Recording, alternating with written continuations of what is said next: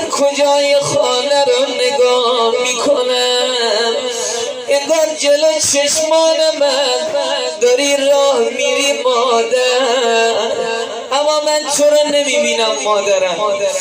مامان الان 2 ساله،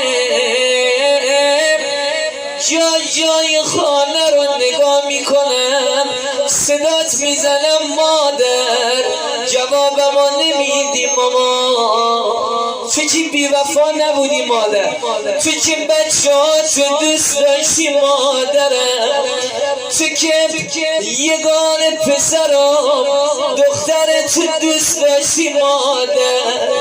چرا جواب ما رو نمیدی مادر نازنین من؟ مامان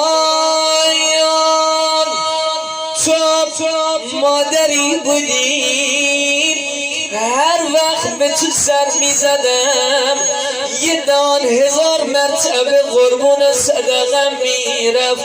تو بودی مادر تو خوشحال میشدی، ذوق میکردی بچه هات اومدن کنارت مادر. حالا ببین عزیزانت برا تو مجلس گرفتن، پس کجایی؟ بگم یا نه؟ یگان دختر داغ دیده منو ببخشید، سوز دل شما رو 2 جمله. نگهبانی سر گهواره من، تویی تو مادر شفای گریه من. نگهبانی سر گهواره من، تویی تو مادر شفای گریه من.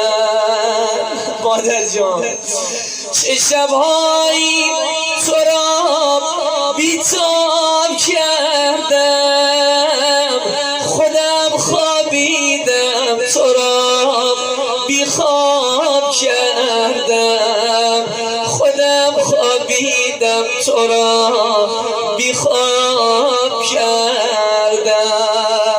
نگهبانی سر گهواره من، تویی تو مادر شفای گریه من. مادر